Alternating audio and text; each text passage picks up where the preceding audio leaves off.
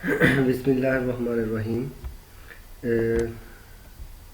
हम बायोलॉजी का chapter number 9 और उसका लेक्चर है आज।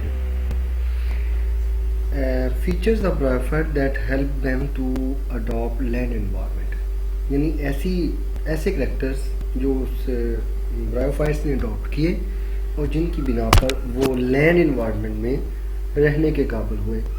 ऐसे हम करेक्टर्स को हम डिस्कस करेंगे। ये है कि जैसा कि लाइफ जो है वो उसका स्टार्ट वाटर से हुआ, तो वाटर एरिया यानी एक्वाटिक एनवायरनमेंट से जब मूव किया लाइफ ने यानी प्लांट्स ने खुश्की टेरेस्ट्रियल लाइफ को, तो अपने अंदर कौन सी चेंजेस लाए जिससे जिन चेंजेस को अडॉप्ट करके वो लैंड एनवायरनमेंट में सर्वाइव करने के काबिल हुए। The main adaptive characters by which bryophyte survive land environment are: number 1, multicellular plant body and conservation of water. Multicellular plant body has helped them to conserve water. Conserve का मतलब ये है जी conservation water, कि water को safely use करना, यानी उतना ही use करना जितना जो है वो जिससे उसकी लाइफ जो है वो गुजर सके और ज़ाया नहीं करना है। मसलन एवेपोरेशन कम करनी है, या अगर हम यूज़ करें तो उतना ही यूज़ करना जितना इस्तेमाल के काबिल है, बाकी ज़्यादा यूज़ नहीं करना। तो ये कंजर्वेशन होती है। Multicellular plant body has help them to conserve water. A small percentage of total cells are expose to outer environment, यानी थोड़े सेल्स को आउटर एनवायरनमेंट की साइड पे एक्सपोज किया जाता है। अगर ज़्यादा सेल्स को एक्सपोज किया जाएगा तो ज़्यादा एवेपोरेशन होगी, जिससे वाटर का लॉस जो है वो ज़्यादा होएगा। Moreover, the presence of cuticle on the upper surface of thallus further prevents the loss of water by checking the evaporation rate. यानी evaporation rate जो है वो कम हो जाएगा अगर बाहरी सरफेस पे क्यूटिकल की जो है सरफेस होगी। क्यूटिकल जो है वो evaporation को चेक करती है, रोकती है। Number 2, development of photosynthetic tissues. For the absorption of carbon dioxide from the air, they have developed special photosynthetic chambers containing photosynthetic filaments. For example, Marchantia में ऐसा ही है, जो चैम्बर्स बने हुए हैं फोटोसिंथेटिक, जो टिश्यूज मखसूस किस्म के डेवलप हो गए। Formation of rhizoids. अब राइजोइड जो होती हैं जी, आप जानते हैं कि ये हेयर लाइक स्ट्रक्चर्स होती हैं जो कि वन सेल जो है वो उनकी फॉर्मेशन होती है। Rhizoids has help bryophyte to absorb water and minerals and anchor the plants in the soil. यानी 3 इसके जो है वो मेन फंक्शन हुए: absorption of water, absorption of mineral from the soil and anchorage to the plants in the soil. Heterogamy, gamy mean gametes, hetero mean different types के gametes. आप जानते हैं कि मेल जो गैमेट्स होते हैं हम उनको स्पर्म्स और फीमेल गैमेट्स को हम ओवम का नाम देते हैं। जानते हैं कि इनके फ़र्क और जो साइज़ और स्ट्रक्चर में भी फ़र्क होता है। जैसा कि स्पर्म जो है वो उसका साइज़ जो है वो स्मॉल होता है, उसका फ्लैजेलम होता है वो मूवेबल होता है।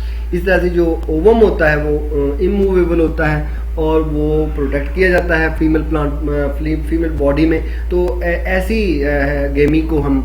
गैमेट्स को हम हेट्रोगैमेट्स का नाम देते हैं। ऐसे बाज़ का जो अर्ली स्टेजेस में जो प्लांट्स प्रोड्यूस हुए थे, उन्होंने जो सेक्सुअल रिप्रोडक्शन स्टार्ट की थी, उन्होंने एक ही किस्म के गैमेट्स जो है वो फॉर्म करना शुरू किए थे, प्रोड्यूस करना शुरू किए थे। ऐसी कंडीशन को हम होमोगैमेट्स, यानी स्ट्रक्चर में कोई खास शेप में कोई खास फर्क नहीं था मेल गैमेट और फीमेल गैमेट में, बाकी फंक्शन में तो फर्क होगा। तो हेट्रोगेमी is a kind of sexual reproduction that involves the fusion of male and female gametes from each other both in structure and function. It is considered to be the most successful kind of sexual reproduction in land environment. Land environment में सबसे बेहतरीन sexual reproduction इसी को कहा जाता है जिनमें gametes जो हैं वो different types के हों, उनकी shape, structure में फ़र्क हो, function में फ़र्क हो। Evolution of heterogamy in biophytes help them to adopt land environment.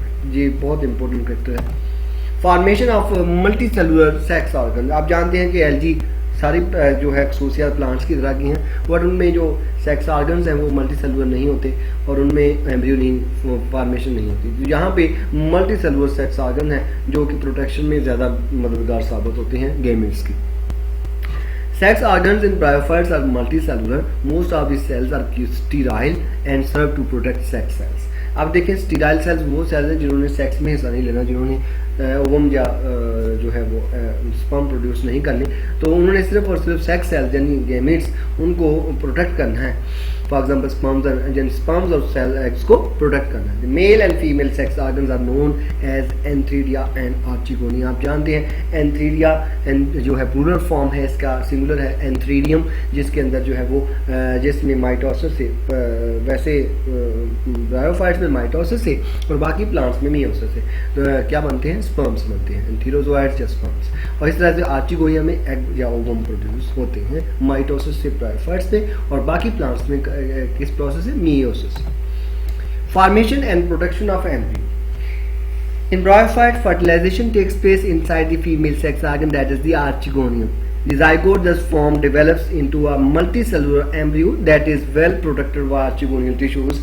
Alternation of generation, most important character के जो दो किस्म की जनरेशन हैं, एक स्पोरोफाइट है, गेमीटोफाइट है. गेमीटोफाइट अल्टरनेट करती है स्पोरोफाइट, और स्पोरोफाइट जो है वो अल्टरनेट करती है गेमीटोफाइट में. कभी भी गेमीटोफाइट को प्रोड्यूस नहीं कर सकती, और जो है वो स्पोरोफाइट को प्रोड्यूस नहीं कर सकती. स्पोरोफाइट जो है वो डिप्लॉय जनरेशन है. इन केस ऑफ ब्रायोफाइट्स ये डोमिनेंट नहीं है, बट गेमीटोफाइट जो कि हैप्लॉइड है वो डोमिनेंट जनरेशन है ब्रायोफाइट. बाकी सारे प्लांट्स में स्पोरोफाइट डोमिनेंट है. वह यहाँ पे देखें आप जरा, during the alternation of generation spores are produced by meiosis resulting in formation of genetic recombination. आप जानते हैं जब भी मियोसिस होती है स्पोर्स प्रोड्यूस होते हैं. अब स्पोर जो है वो एक टाइप के नहीं होंगे बिकॉज मियोसिस हो चुकी है. मियोसिस से आप जानते हैं मियोसिस होने से पहले क्रॉसिंग ओवर होती है जिसमें जेनेटिक रिकम्बिनेशन होती है. अब जो स्पोर्स हैं उनमें थोड़ा थोड़ा जेनेटिकली फ़र्क होगा जिससे वो डिफरेंट इन्वायरमेंट में सर्वाइव करने के काबिल हो सकेंगे, डिफरेंट इन्वायरमेंटल जो कंडीशंस हैं उसको बर्दाश्त कर सकेंगे. It has helped these plants to adopt different kind of land environment. Thank you, dear students.